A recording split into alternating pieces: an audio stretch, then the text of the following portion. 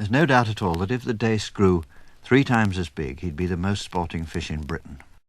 The trouble is that most dace are about the size of a good sardine. But there are a few rivers, the Ivell, the Kennet, the Avon, where the dace will grow sometimes to over a pound, and then he's quite a fish. The fact is he's very fast.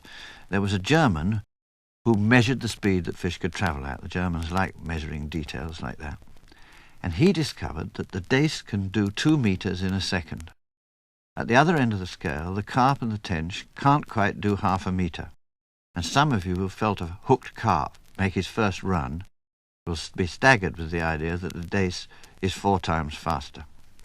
He's fast because he lives in fast water, and he has to be able to grab a bait that is travelling quickly. But not only does he grab the bait quickly, he lets go of it just as fast the moment he suspects it. He's as quick as a snake. There is one advantage: he doesn't scare easily. He'll keep coming, and you'll probably keep missing him.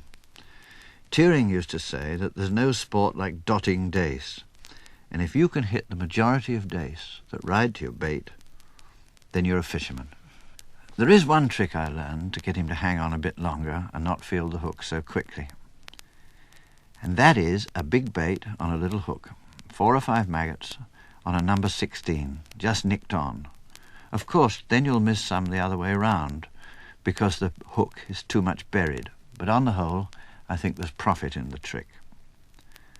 My favourite method of fishing for dace is standing in a shallow, trotting down 30 or 40 yards, with the bait just about a foot below the float, because dace feed well up in the water. In order to do this, you'll need a trotting rod with a pretty free action, because you're going to have about 30 or 40 yards on the water when the float goes down, and when you slash up that amount of line in order to connect with the dace, you're going to break it unless you've got some action in the rod. When you do get him, then imagine he's a 3-pounder, and then you realise that he would show a trout something. When you're fishing like this, you can scrabble about and kick up the bottom with your Wellingtons as much as you like, because it puts insects up into the current, and that's his way of life, taking the insects that run down in the current. I used to try and stand still, but then I noticed that when the cattle came down to the cattle drink behind and stood in the water, the dace came on the feed. The cattle were kicking up the bottom, sending down silt and insects, and the dace were feeding. After that, when I was roach fishing, I used to watch the cattle, and when they came down to the drink, I used to put the roach rod down and go in the stand in the water and fish for dace. When Turing spoke of dotting dace, he meant fly fishing, and dace is the finest of all first fly fish. The great thing about him for a beginner is that he'll keep coming. He doesn't scare. The shoal of dace will go skidding and slipping around an area of water from one weed gap to another, and you can fish over the same shoal for hours, and they'll keep coming as long as you keep them. With a fly, he's even quicker than he is with a bait, because an artificial fly just doesn't feel the same as a real one, and he lets go almost soon as he touches it. In the old days, they used to put a little bit of white wash leather on the hook for him to hang on to. It looked like a maggot, but of course you mustn't have a maggot for fly fishing, considered unsporting. But in fact, there's nothing like a maggot on the hook of your fly when you're fly fishing. The best of all is a black gnat with a little maggot on the hook. I used to know some completely uncatchable dace. Like most uncatchable fish, they were bridge fish. They were in a pool under a bridge where people went by and looked at them and tried to catch them, and everybody had tried everything.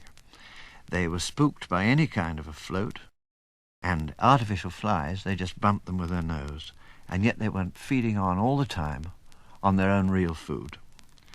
I told an old countryman I know about them, and he made his preparations. He arrived one Sunday morning with a bottle of live blue bottles. It was a breezy day. He had a long roach rod. He hooked a blue bottle in his back, alive, on a tiny hook, and then he let the line float out in the breeze and just dapped it on the water. And there was the blue bottle, buzzing on the surface of the water, and the dace took them, and they went on buzzing in their mouths, so they just hung on to them because they must be real, and he caught the whole lot. It was a pity, really. What's the biggest dace you can catch? Well, in 50 years, I suppose I've had half a dozen that might have made a pound. You can mistake a big dace for a chub. All the books show you how not to, but actually it's not very easy. Once you know them, they're quite unmistakable. I don't know what the biggest dace of all that I caught was, because my scales always stay in the basket. I don't like turning fishing into a numbers game, but he was very big.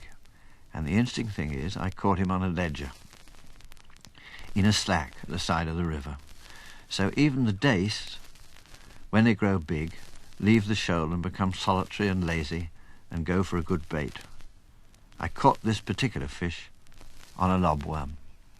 I was once teaching a little boy to fish on the River Kennet, and he said to me, if I catch a big fish, can I have it stuffed? And I said, well, if it's really big for its species. And of course, what did he do? He caught a dace of nearly a pound. And he said to me, is that a big fish? I had to admit it was. So he said, can I have it stuffed? And I had to say yes. Well, he went off back to his parents. I said I'd get it stuffed. I put it in the fridge and I forgot it. And about a week later, I came to look at it, and it was far beyond stuffing. So I had to go out and try and catch another one. And I tried for 2 days to catch a dace as big as the one he caught. And I finally caught one, which I thought was a little bit bigger. And I had it stuffed, and I presented it to him, and he had it all his youth. And on his 21st birthday, I thought it was time to tell him the truth. So I told him the story of this dace, and he said, I thought it was a bit smaller than the one I caught.